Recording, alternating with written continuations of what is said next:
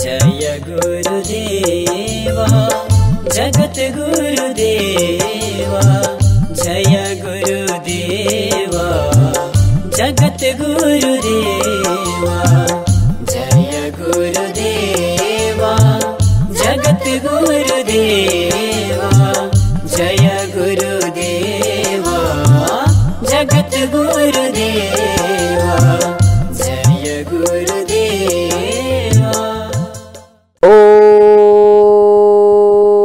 श्री परमात्मने नमः। राधाराधित योगीशं राधाराधकमव्ययं राधा मनोहरं वन्दे राधयारितमानसम्। श्रीमद्हंससमारम्भां निम्बभास्करमध्यमाम् अस्मदाचार्यपर्यन्तां वन्दे गुरुपरम्पराम्। श्रीहंसं च सनत्कुमार प्रभृतीन् वीणाधरं नारदं निम्बादित्यगुरुं च द्वादश गुरून् श्रीश्रीनिवासादिकान् वन्दे सुन्दरभट्टदेशिकमुखान् वस्वेन्दुसङ्ख्यायुतान् श्रीव्यासाधरिमध्यगात् च परतः सर्वान् गुरून् सादरम्।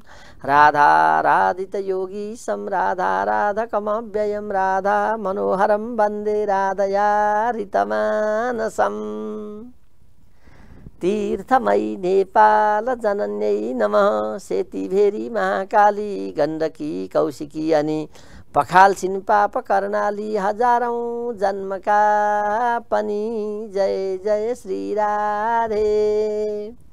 जगद्गुरु नेपाल संचार केन्द्र प्रथम जगद्गुरु पीठ प्राचीन हरिद्वार चतराधामको प्रस्तुति जगद्गुरु सन्देश कार्यक्रममा सदा चाहिँ यहाँहरू सबैलाई हार्दिक नमन, हार्दिक अभिवादन, हार्दिक हार्दिक हार्दिक हार्दिक मङ्गलमय शुभकामना। भक्त भागवत सदा चाहिँ आज पनि हामी उपस्थित भइसकेका छौँ।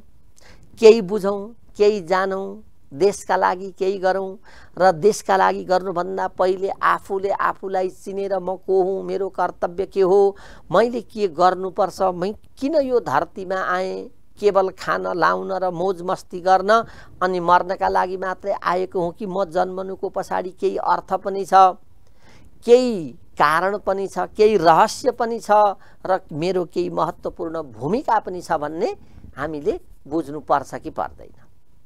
त यो बुझ्नका लागि नै हामी जगद्गुरु सन्देश कार्यक्रममा सदा झैँ आज पनि यहाँ उपस्थित भइसकेका छौँ। त हामीले जिन्दगीमा जन्मिएर त्यसै खाएर लाएर मात्रै मर्नु हुँदैन। पशुको जस्तो जीवन भइदियो भने त वास्तवमा हामी मनुष्य हुनुको के अर्थ रह्यो र? हामी त मनुष्य भएर, मान्छे भएर, ओहो हामी त भगवानको सृष्टिमा सर्वोत्कृष्ट प्राणी भएर हामी जन्मिएका छौँ। हामी चान्चु नै हौँ र? हामीमा बुद्धि छ, हामीमा विवेक छ। बुद्धि र विवेक यो दुइटै पाएर जन्मिएका हामी मनुष्यले अब केही गर्नुपर्छ, अब केही जान्नुपर्छ र केही बुझ्नुपर्छ।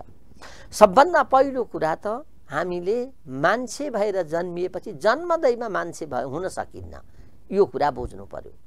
आवरणले मात्रै मान्छे हुन सकिन्न, यो मानव रूपी आवरण हो। भक्त भागवत अहिले त यो मानव जस्तै आकृति बनाएर हजुरले पसल पसलमा देख्न सक्नुहुन्छ। झट्टभित्र पस्दाखेरि ओहो साँच्चै यो त बोल्दै होला कि जस्तो भनेर त्यो मानव रूपी आवरण त त्यहाँ पनि देख्न पाइन्छ, तर त्यहाँ प्राण छैन, निष्प्राण शरीर। बरु मान्छेको निष्प्राण शरीर गल्ला, गन्हाउला, दुर्गन्धित होला। ती पसल पसलमा राखिएका ती आकृतिहरू न गनाउँछन् न गल्छन्, दिव्य छन्, हामीभन्दा पनि राम्रा छन्। त्यसैले आवरणले मात्रै मान्छे हुन सकिन्न। चाहिन्छ के भने गुण आचरण हो कि होइन? यहाँ स्वदेशको कुरा र विदेशका कुरा भनौँ न। हजुर हामी धेरै विदेश पनि गएका छौँ अथवा जाउँला अघि। स्वदेशमै पनि हेरौँ, विदेशमै पनि हेरौँ, हामी जस्तै मानव आकृतिका ती दृश्यहरू। त्यसैले हामीले दीक्षित हुनुको अर्थ व्यवस्थित ढङ्गबाट भगवानतिर लाग्नका लागि दीक्षित हुनुपर्छ भन्नुको कारण यही नै हो, अरू केही पनि होइन। व्यवस्थित किसिमले मान्छे हुनका लागि, व्यवस्थित किसिमले मानवीय गुण आफूमा ल्याउनका लागि, उमार्नका लागि व्यवस्थित ढङ्गको कार्य गर्नु पर्यो, दीक्षित हुनु पर्यो।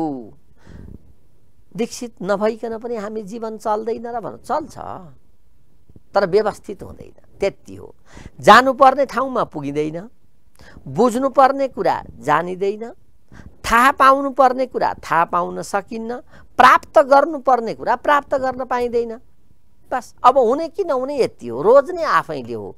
जब गन्तव्यमा पुग्नु छ भने त के चाहियो भने आधिकारिकता चाहियो नि। गन्तव्यमा पुग्नु छ भने आधिकारिकता चाहियो। कहीँ पनि हजुरको हाम्रो घरमा कोही अर्को बच्चाले आएर म यही घरको परिवार हुँ, म तपाईँको छोरा हुँ, म छोरी हुँ भनेर हामी मान्छौँ? ल विचार गरौँ त। ल मानौँ विद्यालयमा गएका अथवा बाहिर गएका केटाकेटीहरू घरभित्र पस्ने बेलामा आफ्नो छोराछोरी नआएर अर्को छोराछोरी आएर म यो घरको चाहिँ हुँ नि भनेर सट्टासटभित्र पस्यो भने हामी दिन्छौँ? ए यो को आएछ, किन आयो, यो कहाँबाट भित्र पस्यो भन्छौँ? अर्को आउँदा आफ्नो छोराछोरी आयो भने बाबु जाऊ जाऊ भित्र जाऊ, ल लुगा सुगा फेर, अब के छ खानेकुरा, खाजा साजा खाऊ भन्छौँ कि भन्दैन? हो, आधिकारिकता भनेको त्यही हो कि आधिकारिक हुनका लागि त केही कर्म त गर्नै पर्यो, त्यसका विधि विधान पुरा गर्नै पर्यो।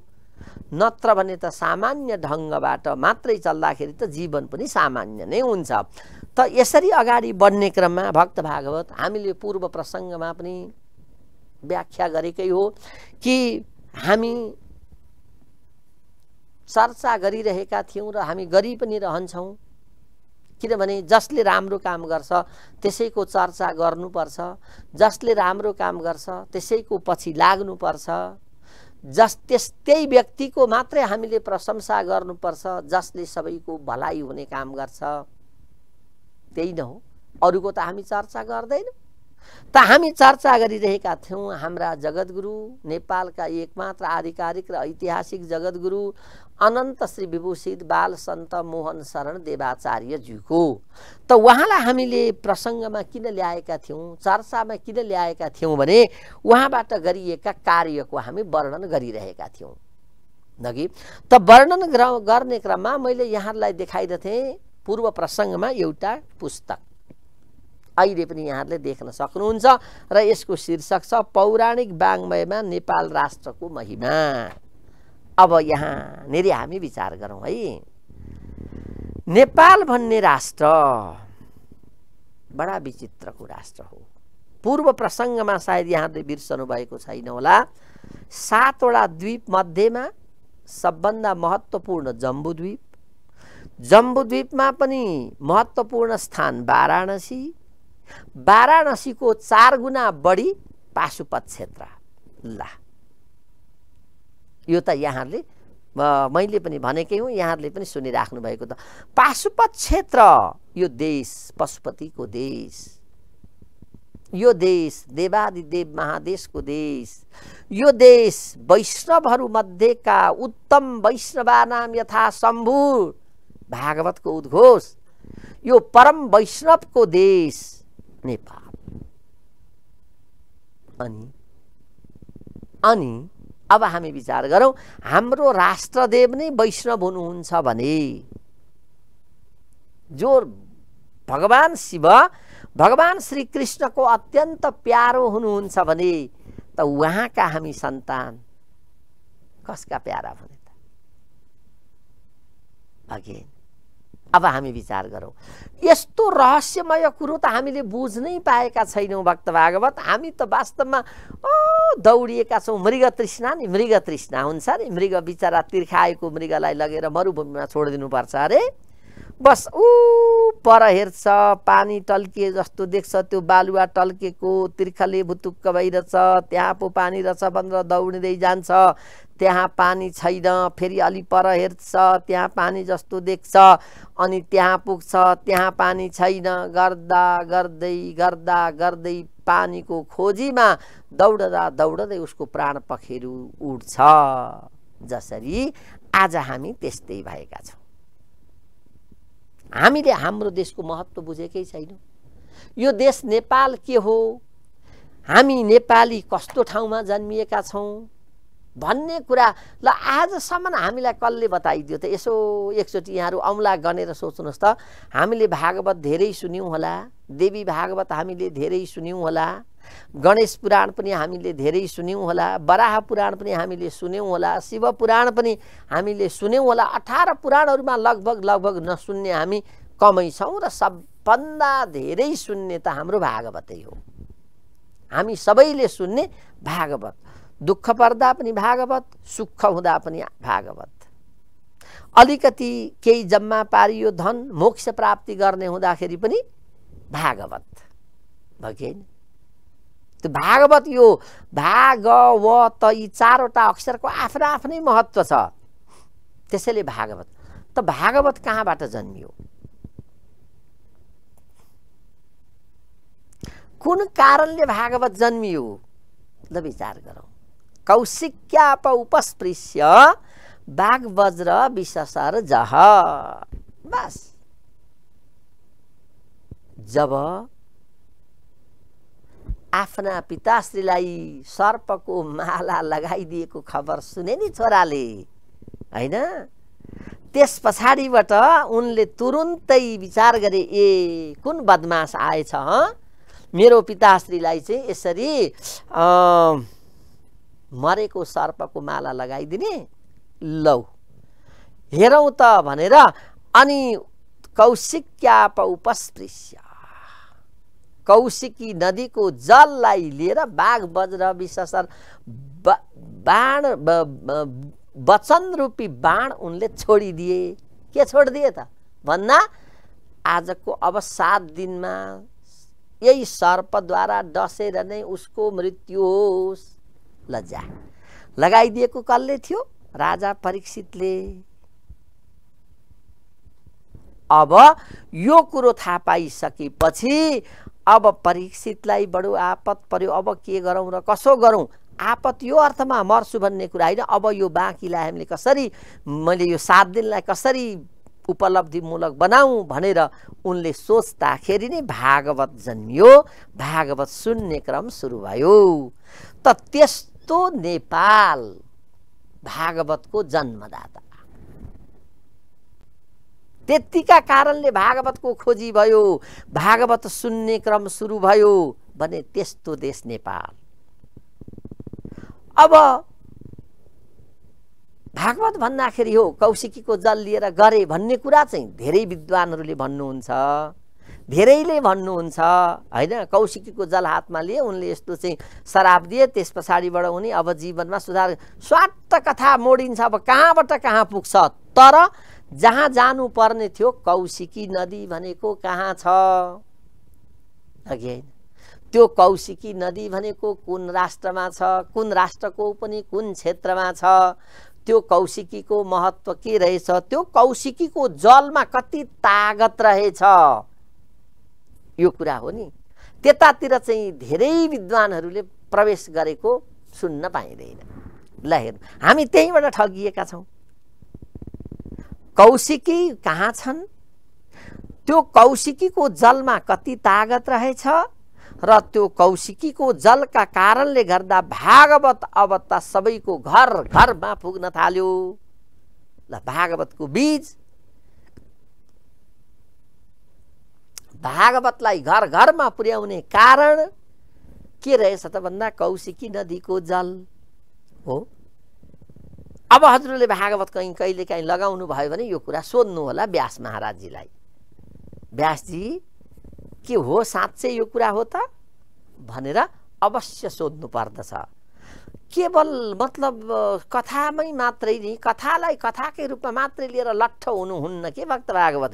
त्यसभित्रको व्यावहारिक पक्ष बुझेपछि भने अनि बल्ल भगवानतिर भक्ति लाग्दछ, देश प्रेम जाग्दछ, आफू बसेको ठाउँको महत्त्व बुझिन्छ। म को हुँ, हामीले पूर्व प्रसङ्गमा भनेका थियौँ, त्यो कुरा पनि अनि प्राप्त हुन्छ, थाहा पाउन सकिन्छ। त त्यसैले गर्दा पौराणिक वाङ्मयमा नेपाल राष्ट्रको महिमा यो जगद्गुरु पीठ प्राचीन हरिद्वार चताराधाम सुनसरीले प्रकाशन गरेको हो र यसका अनुवादक हुनुहुन्छ हाम्रो अत्यन्त विद्वान व्यक्तित्व हुनुहुन्छ यादव प्रसाद गर्तौला। प्रकाशक छ जगद्गुरु पीठ प्राचीन हरिद्वार चताराधाम सुनसरी नेपाल।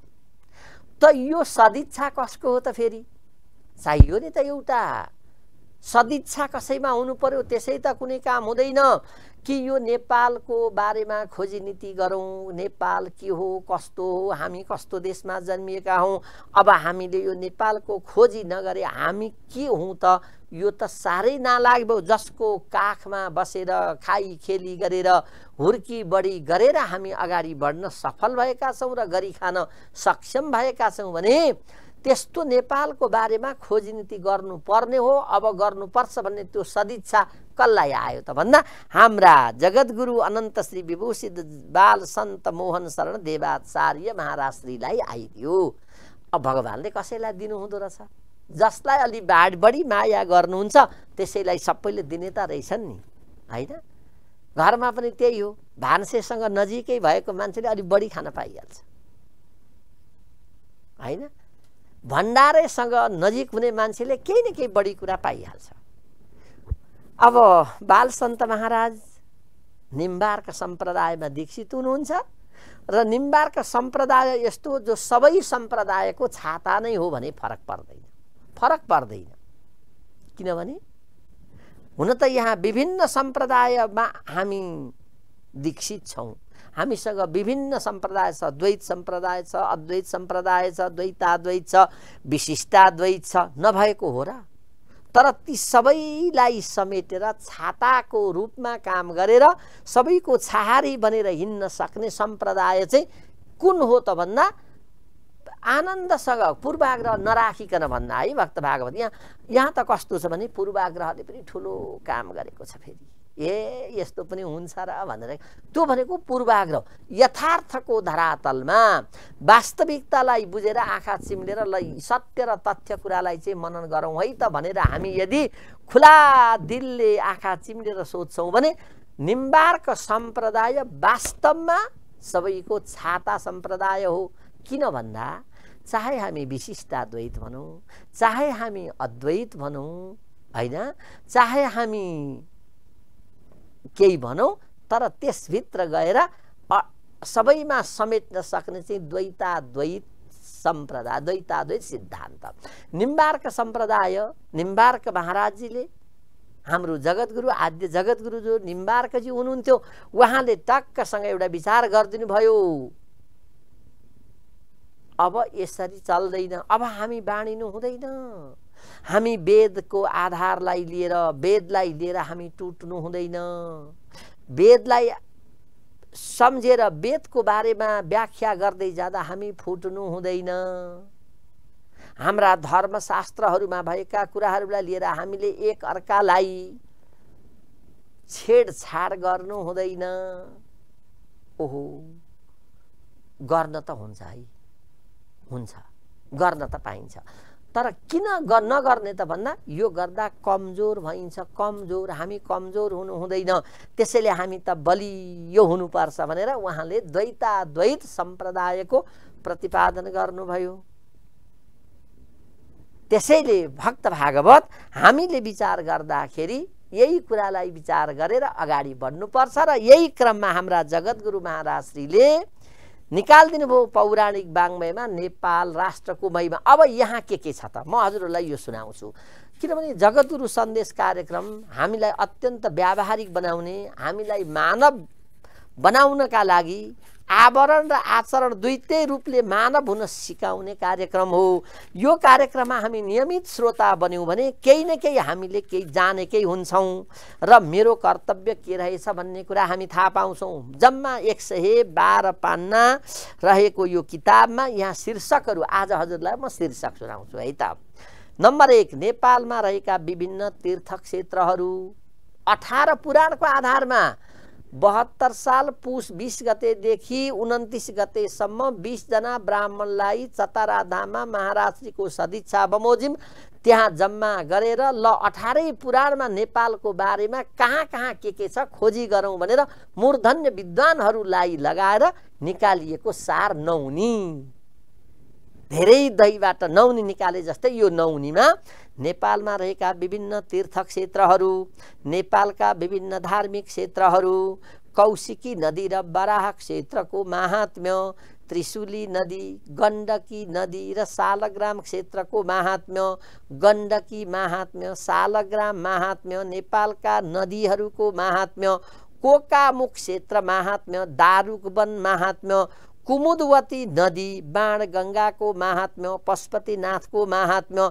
शङ्खमूल धामको महात्म्य जो मैले यहाँहरूलाई देखाइरहेको छु अघि, शङ्खमूल धामको महात्म्य, गोकर्णेश्वर महात्म्य, मिथिला महात्म्य, भैरव तीर्थको महात्म्य, गोदावरी तीर्थको महात्म्य, गौखुरी तीर्थको महात्म्य, माछा पुच्छ्रे हिमालको महात्म्य, देवघाट तीर्थको महात्म्य, गोकर्ण तीर्थको महात्म्य, बगलामुखी महात्म्य, मल्लिकार्जुन महात्म्य, डोलेश्वर तीर्थको महात्म्य, वैद्यनाथ तीर्थको महात्म्य, किरातेश्वर तीर्थको महात्म्य, गुहेश्वरी महात्म्य, सेती गङ्गाको महात्म्य, महाकाली नदीको महात्म्य, नीलगिरी पर्वतको महात्म्य र अन्तिममा रहेको छ सन्दर्भ सूची। ल भक्त भागवत, हाम्रो देश नेपाल 18 पुराणको सार मानौँ, 18 पुराण दही हो, ठुलो 10 पाथी दही भनौँ न। त्यो 10 पाथी दहीमा रहेको नौनी कति होला त? त्यो 10 पाथी दहीबाट राम्रो दुधको चाहिँ दही बनेको रहेछ भने त 3-4 किलो नौनी त पक्कै पनि निस्कन्छ। त्यो नौनीको रूपमा रहेको यो पौराणिक वाङ्मयमा नेपाल राष्ट्रको महिमा, यो किताब हजुरहरूको हात हातमा पुग्नुपर्छ, यो किताब हजुरहरूको घर घरमा पुग्नुपर्छ। यो किताब हामीले एकचोटि मर्नुभन्दा अगाडि पढ्नै पर्छ, किनभने नेपाल आमाको बारेमा हामीले जान्नु परेन, नेपाल आमाको बारेमा हामीले बुझ्नु परेन। यो कर्तव्य कसको? र पो हामीलाई एउटा उत्साह जागेर आउँछ, एउटा जोस जागेर आउँछ, जाँगर बढेर आउँछ र पो फुर्तीका साथ म नेपाली हुँ, मेरो देश नेपाल यस्तो छ भनेर हामी भन्न सक्छौँ त भक्त भागवत। अनि हामीले विश्वलाई चिनाउन सक्छौँ। अनि हामी यहाँ नेपालीका, अङ्ग्रेजीका, संस्कृतका, हिन्दीका विद्वानहरूले आफ्नो आफ्नो भाषामा आफूले जानेका कुराहरू लेखौँ, प्रचार प्रसार गरौँ, सबैका घर घरमा पुर्याइदिउँ र नेपाललाई हामी चिनाउने कोसिस गरौँ।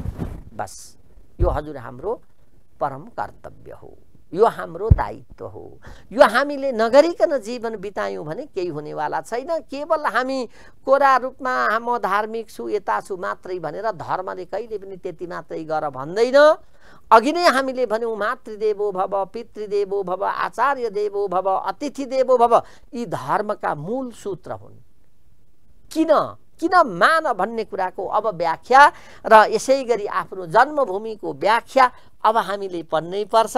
र यी किताबहरू हामीले बारम्बार भनेका छौँ। पूर्वमा चताराधाम, अब बिचमा काठमाडौँ उपत्यकाको लागि हाम्रो शङ्खमूल धाम, त्यसपछि पश्चिमतिर लाग्दाखेरि हाम्रो गोपाल धाम, अझ त्यहाँबाट उता लाग्दा मोदीबेनी धाम, अनि त्योभन्दा पनि अझ पश्चिममा लाँदा भम्केनी धाम। यी सबै धाममा यी किताबहरू प्राप्त हुन्छन्। त भक्त भागवत, यहाँहरूले यो कुरालाई विचार गरेर आफ्नो नाउँ टिपाइदिनु होला।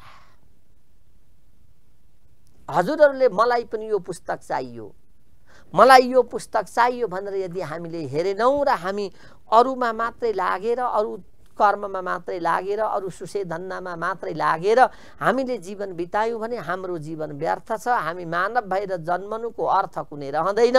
तसर्थ हामी यो कुरालाई बुझेर अगाडि बढौँ र आफ्नो देश, आफ्नो धर्म, आफ्नो भाषा, आफ्नो भेष, हाम्रो संस्कृति, रीतिरिवाज, परम्परा यी सबैलाई अब जोगाउन हामी कसिनु परेको छ। र यो गर्न अब हामी पछि पर्यौँ भने हाम्रो अस्तित्व लोप भएर जान्छ। हाम्रो देशलाई कसैले पनि यो देश यस्तो हो भनेर भन्दैनन्, किनभने सबैले आफ्नो आफ्नै देशकै उन्नति प्रगति सोचेका हुन्छन्। हामीले नसोच्ने हो भने यो देशको लागि अरू कसैले सोचिदिँदैनन्। तसर्थ भक्त भागवत, जगद्गुरु सन्देश कार्यक्रम यहाँहरूको आफ्नो कार्यक्रम हो र यो कार्यक्रमले यस्तै किसिमका कुराहरू प्रचार प्रसार गर्छ, बाँडफाँड गर्छ, सबैलाई एउटा जोस भरिदिन्छ र म आवरण र आचरण दुईटैले मानव बन्न सकौँ र भगवानको भक्त बनेर यो जीवनलाई ढाल्न सकौँ भन्ने यो कामना हामीले लिन सकौँ भन्ने यिनै कामनाका साथ फेरि आजको समयले पनि त हामीलाई बिदा दिइरहेको छ नि। हामीलाई त कुरा गर्न त कति मन लाग्छ नि, यही किताबको बारेमा अझ कति धेरै कुरा गर्न मन लाग्छ। तर ठिक छ, हामीले यस्ता कुरामा भोलि पनि आउँछ भन्नुपर्छ, नत्र भने त भोलिलाई पर्खनु हुँदैन।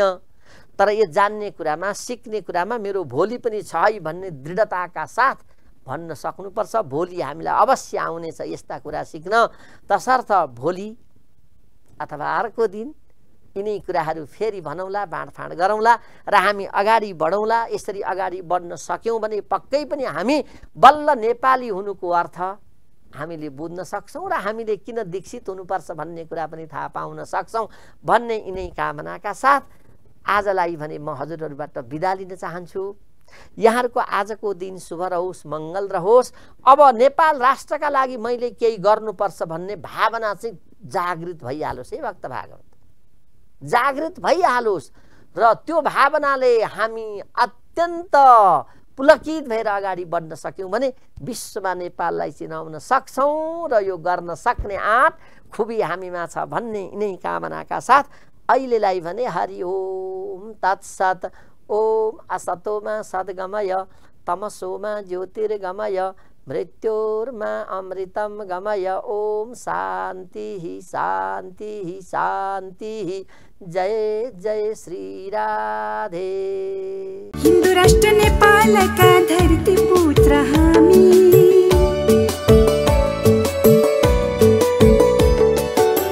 हिंदू राष्ट्र नेपाल का धरती पुत्र हामी, पायौं आज जगत गुरु बन्यौं भाग्यमानी, पायौं आज जगत गुरु बन्यौं भाग्यमानी।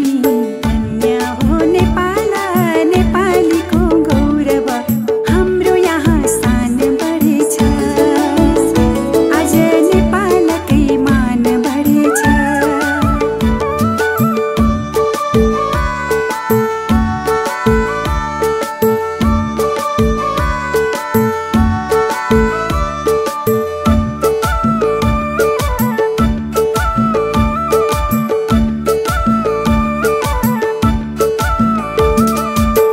छातीभित्र देवभूमि नेपालको तीर्थ,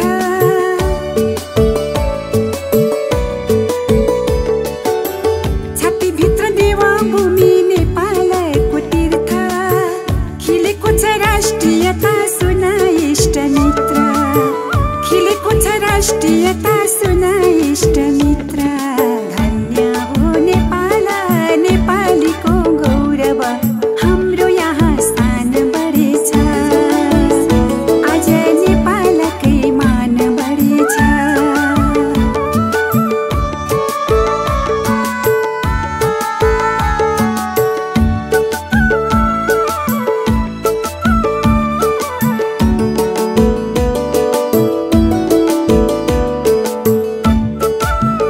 जय गुरुदेवा जगत गुरुदेवा, जय गुरुदेवा जगत गुरुदेवा, जय गुरुदेवा जगत गुरुदेवा, जय गुरुदेवा जगत गुरुदेवा।